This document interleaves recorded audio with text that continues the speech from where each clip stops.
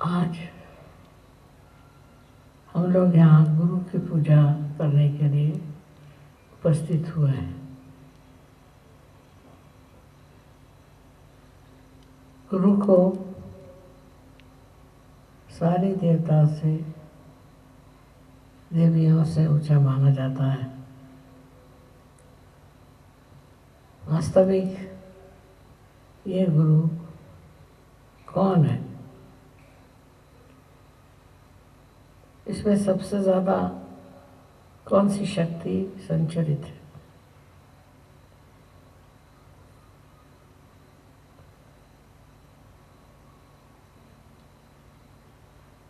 ये गुरु तत्व जो है यही शिव है।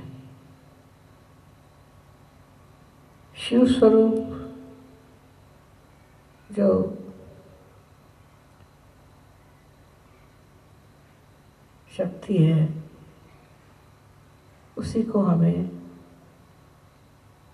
गुरु की शक्ति समझना चाहिए, क्योंकि जब आप गुरु को शक्ति से प्राप्त करते हैं और आपके अंदर वो शक्ति प्लावित होती है, तब आप स्वयं भी गुरु हो जाते हैं। पर कार्य जो इस शक्ति का है वो है आपका कल्याण।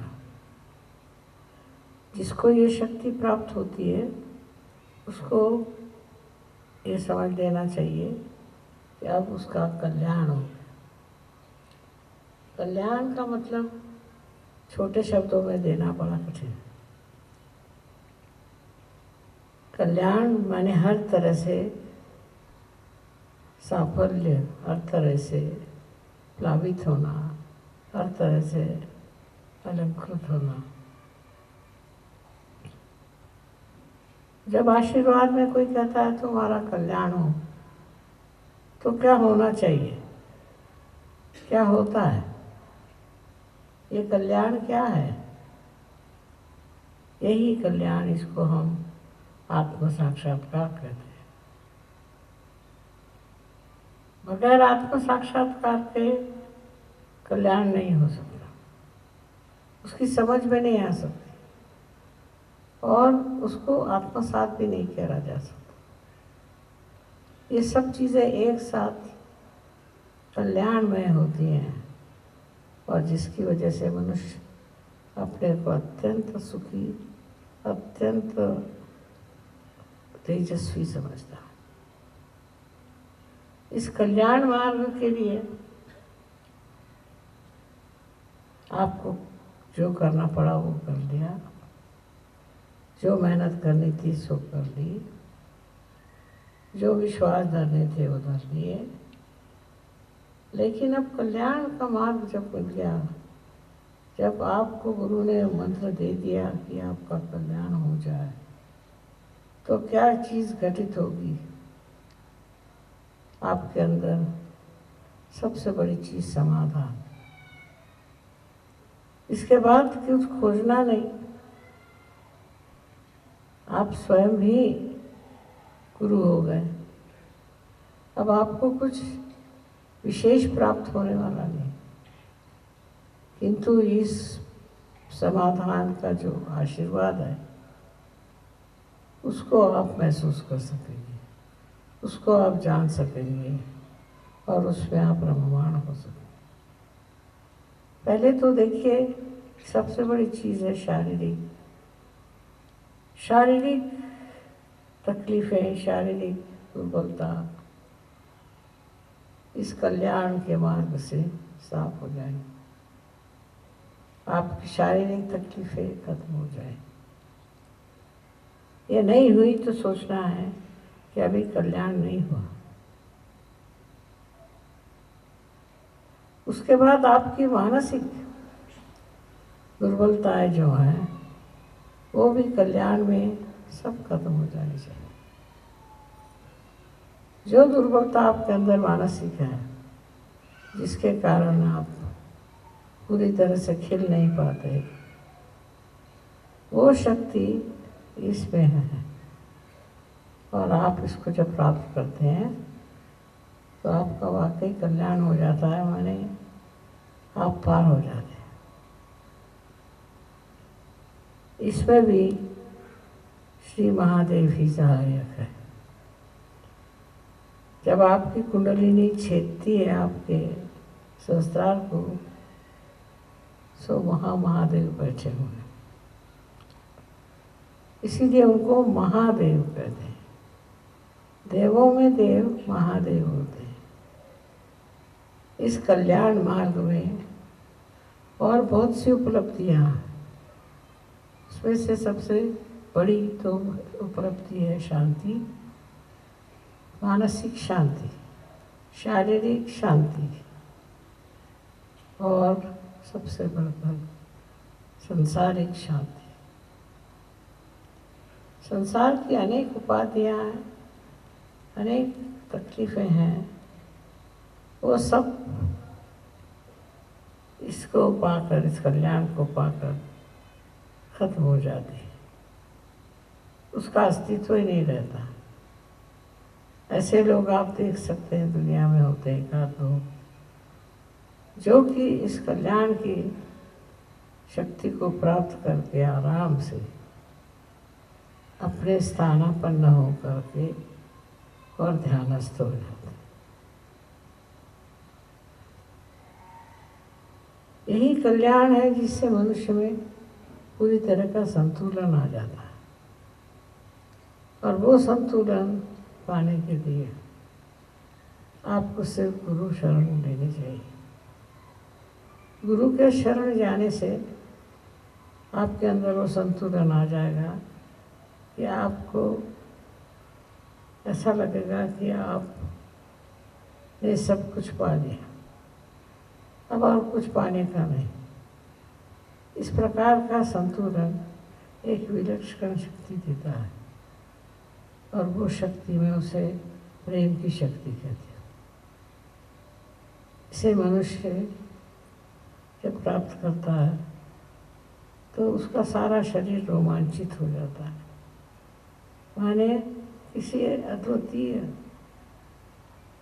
शक्ति ने उनको आलिंगन किया और उनके अंदर ये शक्ति थी जिससे वो सारी दुनिया की परेशानियाँ, उथल पुथल, असंतुलन, सबसे ऊपर उठ के एक संतुलन में विचरण करते हैं। इसलिए इस शक्ति को प्राप्त करने के लिए लोग बहुत कोशिश करते हैं, और वो दूसरे मनुष्य से ही, मानव से ही इसे प्राप्त करते हैं, जो स्वयं भगवान स्वरूप हो जाता है और जो स्वयं ही इस चीज़ को प्राप्त किए हुए हैं। This is a subject which you can only explain in Hindi language, which says that this Guru Pad you get from somebody else, but that somebody else itself is endowed with the power of peace of mind to begin with, and also the power to overcome all kinds of earthly problems, mental problems, physical problems. All these problems you can solve through your mental balance and mental blessings from your Guru. When you become the Guru, you yourself have the power to bless others with your blessing power. You can create a Guru out of many. And once the Guru is created, and there is a Guru who has this power, it's very satisfying and is very ennobling. The satisfaction is so much that you don't want anything. This is the power of Shiva. You have seen Shiva, doesn't have much clothes. He doesn't decorate himself. He's just sitting in meditative mood all the time. He doesn't want anything. He's so satisfied with himself that he doesn't want anything. And that is the power you get after the self-realization if you have a guru, and guru of that level and caliber. One should not try to become a guru. That's very impractical. If you try to become, you will never. It has to come to you automatically, without any asking, without any effort. So the only way you can get to it is through dhyana. Dhyana is meditation. When you meditate, just meditate and meditate. Do not ask for anything. Meditation itself gives you that instrument which can bear this great power of the Guru. And then you automatically give this power to others. You don't have to work it out. Just in your presence, people can get this power of complete satisfaction. And there is salvation for you and for others. So all the problems which are faced for the journey of ascent are finished, and you are drenched in the bliss of heavenly